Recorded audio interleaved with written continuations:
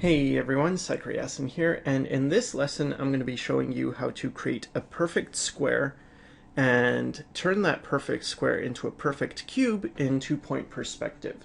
So this tutorial is geared towards people who already understand two-point perspective. This is not an introductory tutorial to two-point perspective, so if you don't know two-point perspective, please learn that. And then watch this.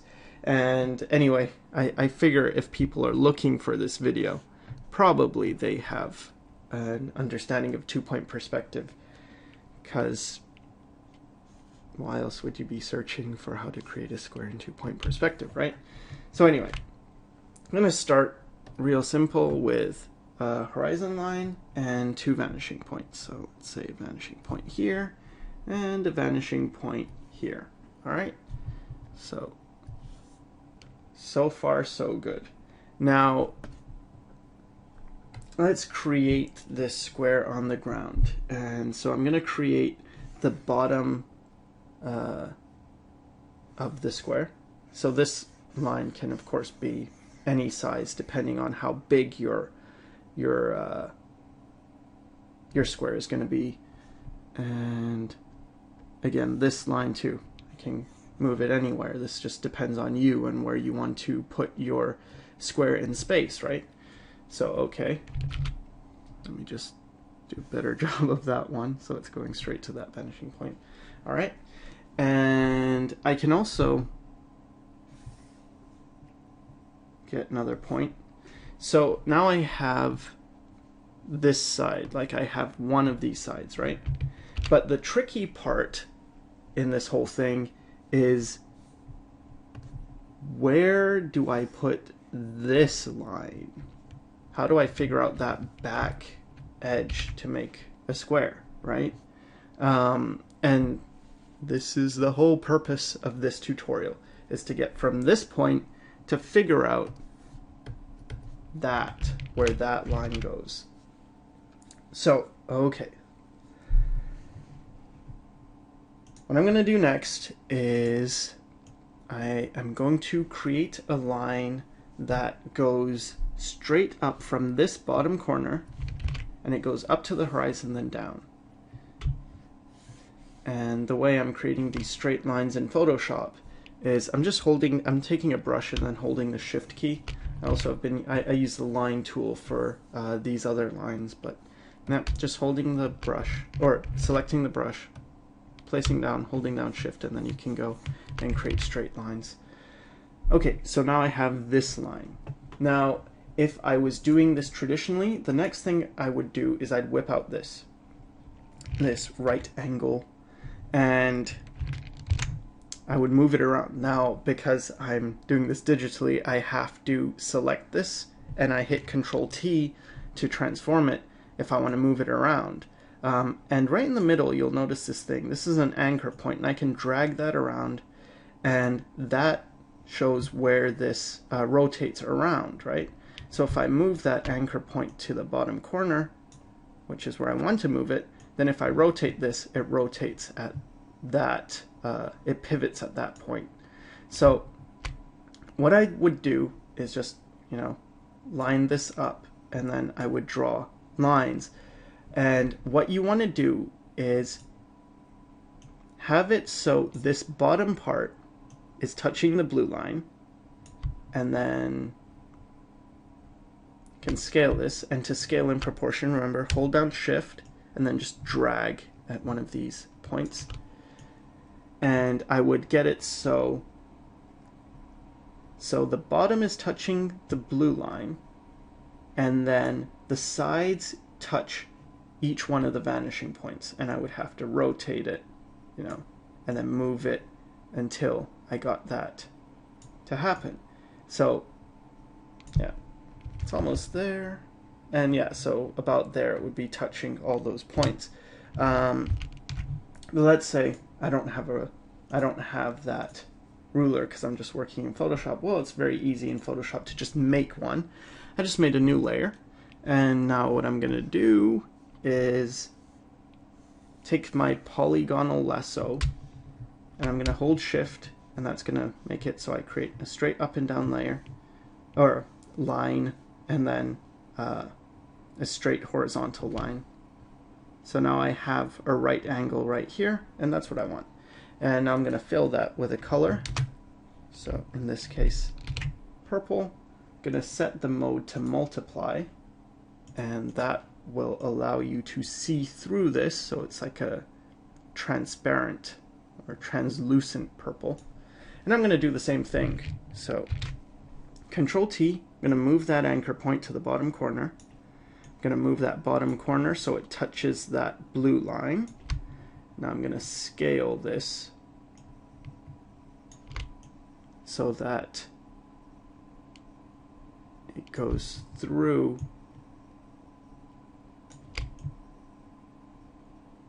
or so that the sides touch the vanishing points and also that blue line.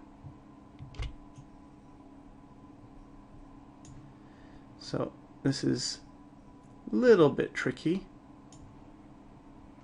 to get it just right.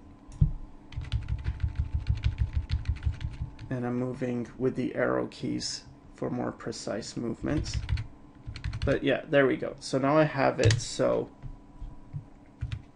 this right angle touches this vanishing point, and also this blue line. Now I'm just going to mark that bottom point where it meets that line, right there, and not on that, on a new layer. I'm just going to mark it right there. So okay, now we have a new point, and let me just reduce the opacity of this purple thing because it's quite distracting. So you still can see it. So now we have this yellow point right there. And maybe I'll darken that so it's a bit easier to see. There we go. Okay, now we would, if we're doing this traditionally, take out this 45-degree angle. And again, we can just make one in Photoshop, so let's go ahead and do that, again taking our lasso tool, but this time I'm going to go at a 45-degree angle.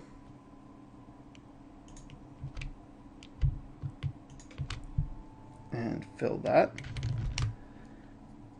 Set the mode to multiply again, but this time I'm going to lock the transparency. I'm going to take my marquee, and I'm going to divide this in half.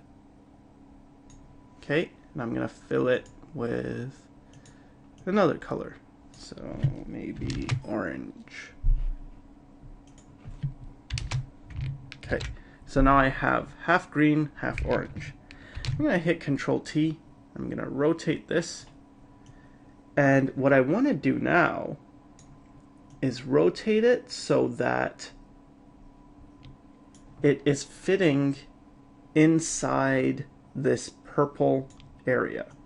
So if you were doing this traditionally, you wouldn't have this purple area. You would have just used your ruler and then drawn lines to that. So you'd have a space, but it would be, you know, you'd have two lines, like a line going here and a line going there, instead of this setup that I have right now.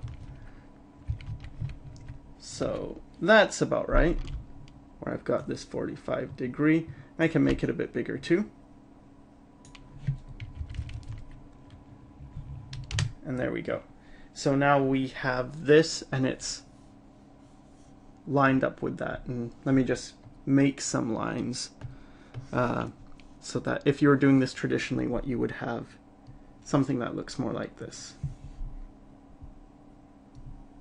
right? Like that.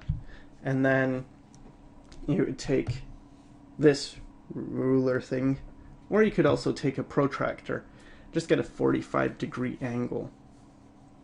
So now that I have that, I'm going to make, well, first I'm going to reduce the opacity of this. And now I'm going to make another line.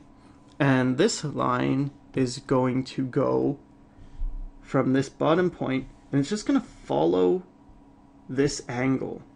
See, and this is why I divided this into like a green side and an orange side, just so I could follow the middle angle. And just going to take that to my vanishing point. All right, so now I have a new point, and that is right here. So now I have this new, let me make that a bit easier to see. I have a new point right here.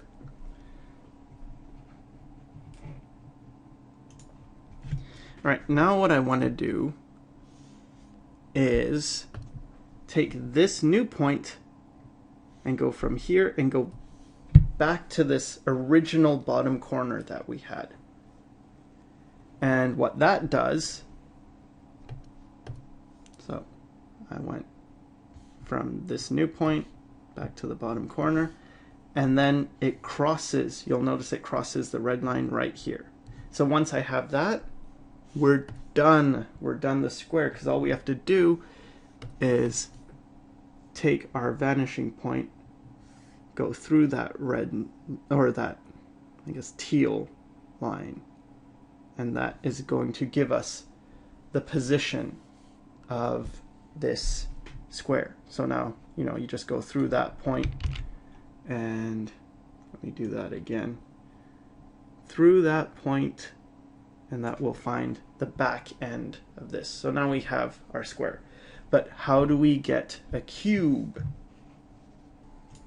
All right, well, to get a cube, what we have to do is more lines. So many lines, so many steps. I know it's really annoying and frustrating, but bear with me.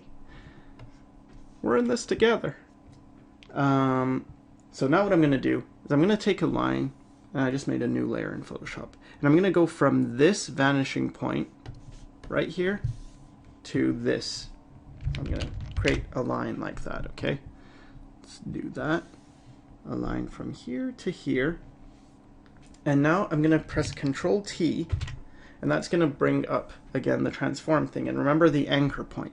So I'm gonna take the anchor point, and I'm going to anchor it right here in this, on this vanishing point. That's gonna allow me to rotate this, and it's gonna pivot at that point. And I just wanna rotate it until it's on the horizon. Okay? And at the end of that, just gonna mark that down. Mark right there. Okay, so now we have another point. Now, you could also do that on the opposite side. You know, I didn't have to measure from here to here. I could measure from here to here, and then rotate that up to the horizon. And then at the end, I would get a point. Again, if you're doing this traditionally, use your ruler and just measure the distance.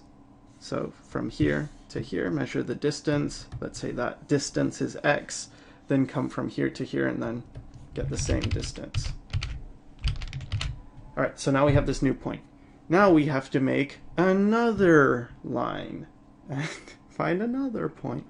All right, so now starting at this bottom corner of the square, I'm gonna hold Shift, I'm just gonna drag a line horizontally across. And now what I have to do is I have to take this point and go through this point and then touch somewhere on this new line. So let's do that. I'm going to get a line from this point. It's going to go through this point, and it's going to touch right there. Now what I have to do is make a new layer, and I'm going to go from this bottom point to that new point. So I went from here, bottom of the square, to the new point, and now I have another line. I'm going to hit Control T, and I'm going to rotate this, and I couldn't see the anchor point, so But anyway, I'm going to rotate this up. And unfortunately, that goes out of my page. So I'm just going to move this whole thing so that it is on the page. Let me just move this down. All right. Okay, so now we're on the page and we have this top area. And that's it. So that is the height of my cube. And all I have to do then is go from here to here and just fill in, you know, the rest. This should be not too difficult to do now. And I mean, if you're familiar with 2-point perspective, you should be able to build a cube in 2-point. And there we go. So now we have our cube in 2-point perspective. And I know it was a lot of work, but it's really important to know how to build perfect squares and perfect cubes in perspective. And if you're wondering why, it's because if you have a perfect cube or if you have a perfect square, you can figure out any other flat shape in that. And if you have a perfect cube, you can do the same. You can break it down and you know, easily create any other shape within this. So just gonna outline it in black. I'm gonna freehand it because I'm tired of drawing straight lines with a line tool.